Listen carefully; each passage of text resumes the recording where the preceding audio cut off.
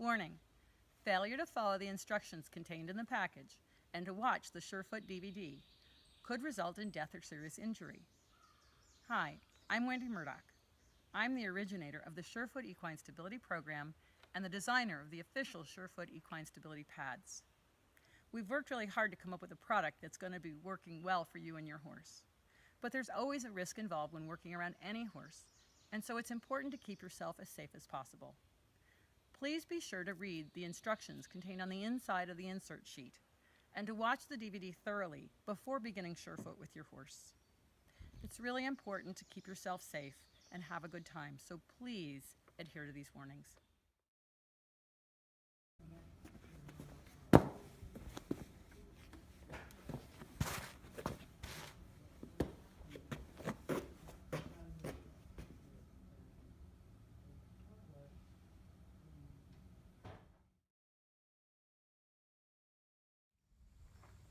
When introducing your horse to Surefoot, it's really important to make sure that he's okay with the pads and the process.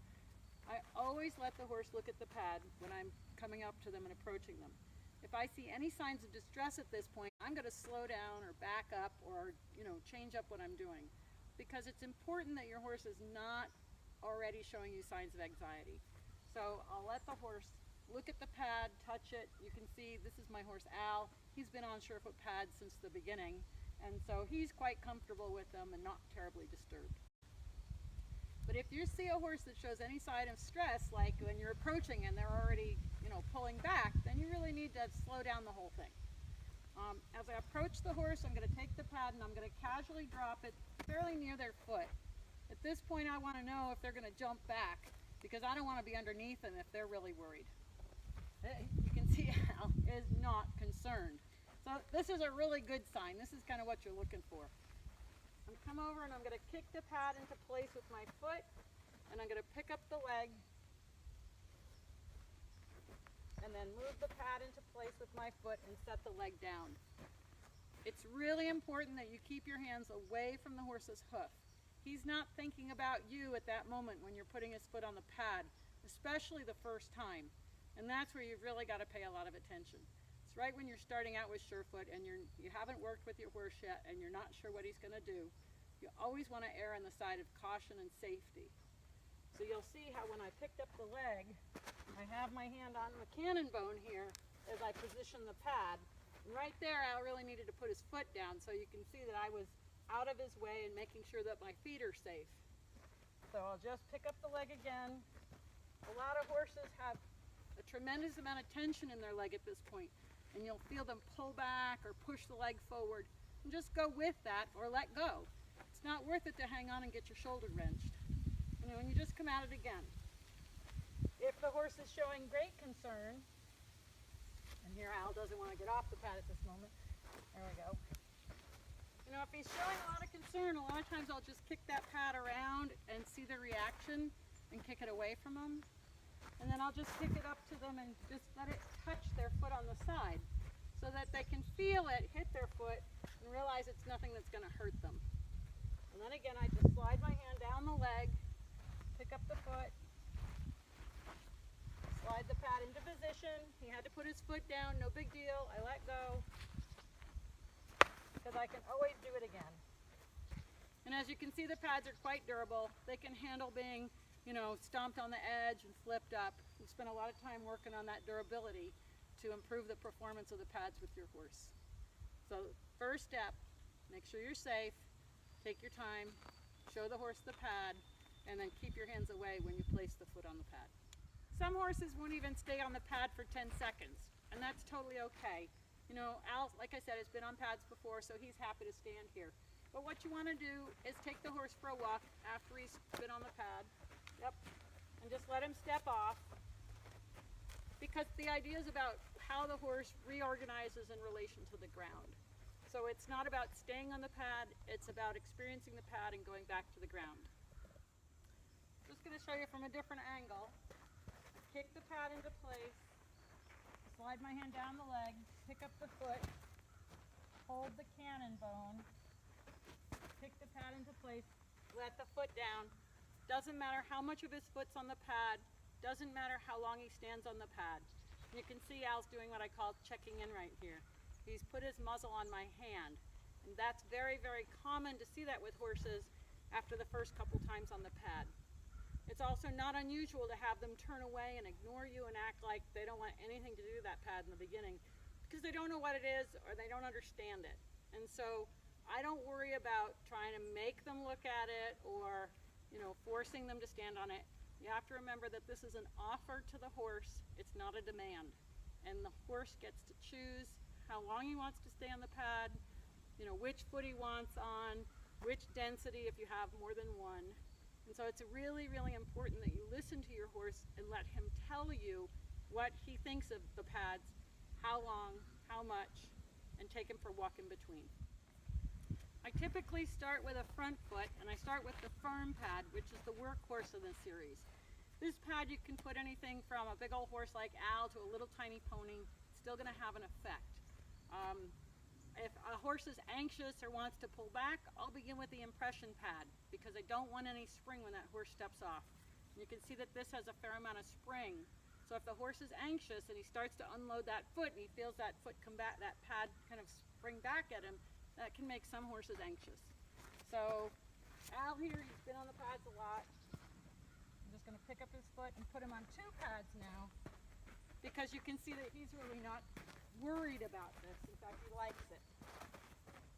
So I put the 1 foot on, and I come around, and I wait for him to lift the foot because he has to adjust to the balance of the squish. And I place the 2nd foot on. Again, it's not important how long they stay on the pad. If they walk off right away, you've got to go with them because if you force them to stay, now they're going to get worried because they don't know what's going on under their feet and you're asking them to stay. So when in doubt, let the horse walk off and come back and repeat it again later. The firm pad, the green one, is a great introduction to the Surefoot series. It's a pad you can use with any weight horse, and it has some give, but not super squishy. So if you just want to experiment a little, this is a great pad. You can use either surface on this firm pad. You've got the diffuse side here, and you can use the direct side. So I'm just going to flip the pad over, pick up the foot, and just like I do on the colored side, just let the horse stand. So it gets a little bit more give on this direct side. And you can mix and match. You can have one with the foam side up and one with the coated side up. So it gives you 2 different options. They're slightly different in the way they give. And what we're trying to do here is input different kinds of information into the horse's nervous system.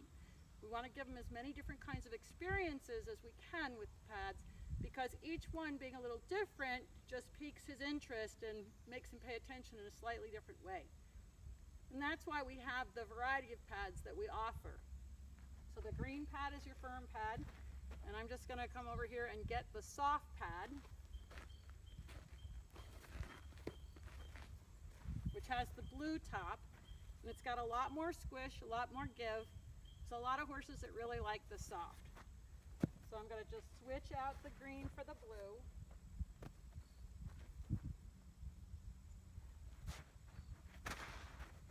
Again, I kick that pad into place and set that foot down. And you can see I don't have Al tight. If he needs to move off, I want him to feel safe and able to do that.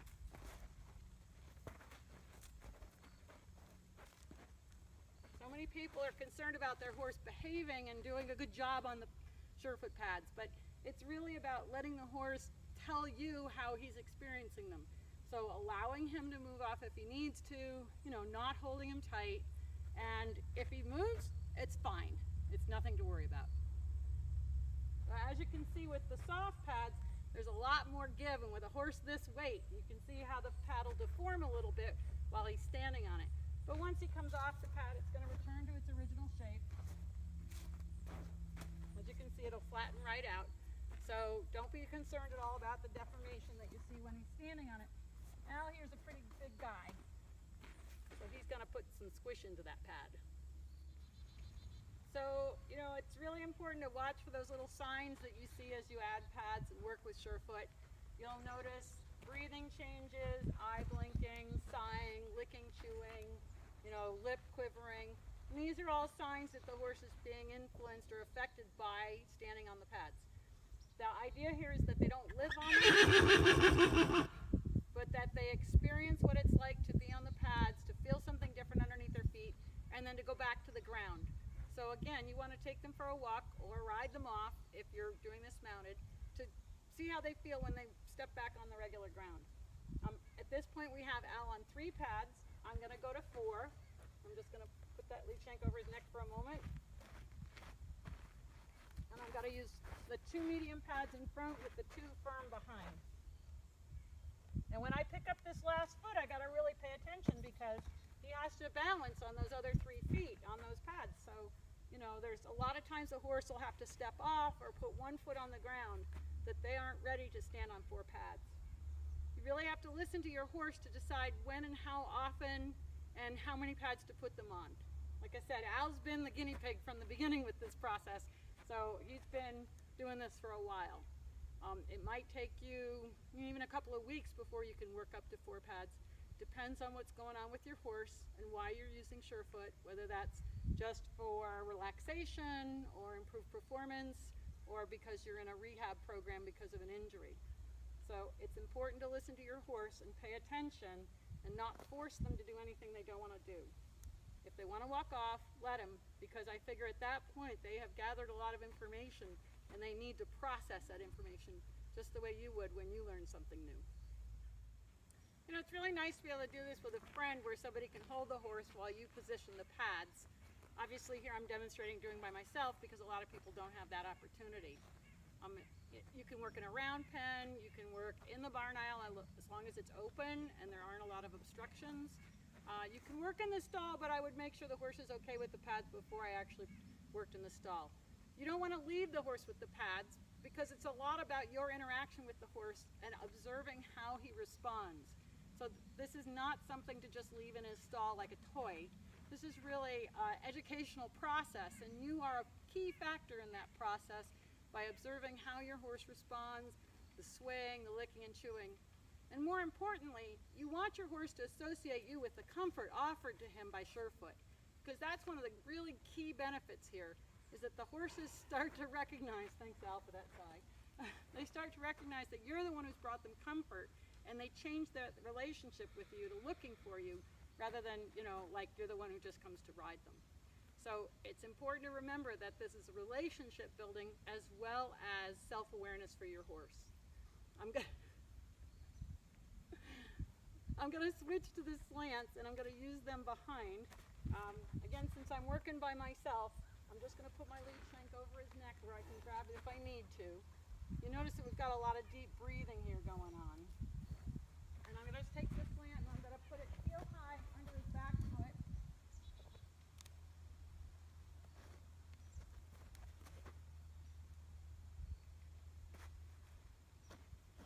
And I'm going to come around and put the other one under this foot.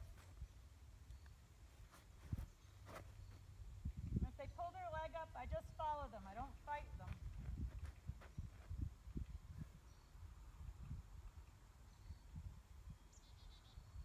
Gradually let that foot lower down and try to guess where it's going to land. There we go. So I just keep working with positioning the pad with my foot to figure out where it's going to land so that he can put his feet down on it. Al's always been a little fussy with his left hind leg, and it's always taken him a little bit longer to place that one down. But you see we just got a nice lick and chew. You can see this lovely relaxation in the eye and the soft quivery muzzle. So we're on a good track here with this. Of course, it's a nice sunny day and he's getting his winter coat, so that helps him feel nice and relaxed out here in the sunshine. So once your horse is used to 1 or 2 pads, you can start either mixing and matching or adding more. So we've got Al on 2 firm pads behind. I'm going to grab a medium pad and place that underneath the front foot, and I'm going to pick the front foot that's further back. Drop the pad on the ground. Ask him to lift the foot. You can see he has to readjust behind. But you'll notice he kind of took that pad with them, and that's actually pretty common, that the horses will slip and slide the pads around where they want them. As you start to add more pads, it's, you don't ask the horse to stay on very long because they're starting to work all those little postural muscles. You can make the horses sore by leaving them too long on a bunch of pads where they're swaying and rocking and rolling around, because as they're doing all those little movements, they're working all those little tiny postural muscles. So you want to keep that in mind, especially in starting your Surefoot program with your horse, that you don't have them stay on the pads for too long. Even though they like it, you have to be the one in charge to decide that this is, 5-10 minutes is long enough. I've known horses to want to stand on the pads for up to an hour. And while I don't recommend it, that owner was really thrilled with the results. But again, the more pads you have them on, you can see him starting to sway, and he's working all those little tiny postural muscles. So we have to remember that so that the horse doesn't get sore from the exercise that he's getting out of this system. I really like the combination of slants behind and pods in front. The slants are going to give a little bit of a heel lift to the horse when you use them heel high, and that's going to affect all the joints in the legs. You can use the slants both in the back and in the front, and I see that a lot of arthritic horses like to be on the slants heel high. But with Al here, we've got him on the slants behind, and I'm going to add the pods in front. When I'm positioning the foot for the pods, I want to see where his foot's been and kick the pod into place about where the foot's been. And if he needs to put the leg down, I don't hold it because he's stronger than I am. I'm going to lift the foot and see if I can't put the toe at the third row of dots. And that didn't happen. So you can see that right now he's gone back toward his heel, and the pod's rolled up in front. It's okay however he steps on the pod, and the nice thing is that you get a lot of information about how they think about standing on their feet from these, because you'll see toe load, heel load, side slip. You see a lot of different things that's happening when that foot meets the ground that you wouldn't otherwise notice. So on this foot you can see that he let me position it so that the toe is about the third row of dots. And we got a nice straight load where, what I mean by that is, he's loading straight down through the column of his leg into his foot on the pod. Whereas on this side, we've got a heel load, it's slipped back. I'm going to see if I can reposition this foot so that it's a little bit different. And you can see he has to really think about his balance on these pads while I pick up this foot, because they're all giving. There we go. And you can see how he put his foot down. I highly recommend you don't try to position it too much at first. As they get used to standing on the pods, which are so much smaller, they're going to let you position that foot a little bit easier. But in the beginning, doesn't matter. Just let them put their foot down and let them kind of feel out those pods. And you can see that he can make little tiny changes in his front legs and in his balance while standing on these. So they're just another piece that you can use. You can use them in front and behind, and I've even had a horse stand on all 4 pods in the first session, which was really amazing. It showed how good a balance he had. But it was a racehorse and he was shortening his neck. So I taught the owner, the trainer, how to lengthen the horse's neck, and he won his next race.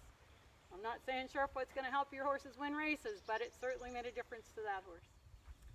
So when you're using Surefoot with your horse, it's really important to remember just a couple of key things. You want to stay safe. You want to really listen to your horse and not force him to do any of this stuff. It's about exploring and discovery and observation. So your job is to facilitate your horse's process. Notice what happens when he's standing on the pads and on the pods, and then feel those differences when you ride. As your horse explores through the different pads, he's going to start to become more self-aware, change the way he stands on his feet, improve his performance, calm down, and just have a better relationship with you because he's recognizing that you're the one who brought him comfort. So the key to Surefoot is keep yourself safe and have a good time and really enjoy the process.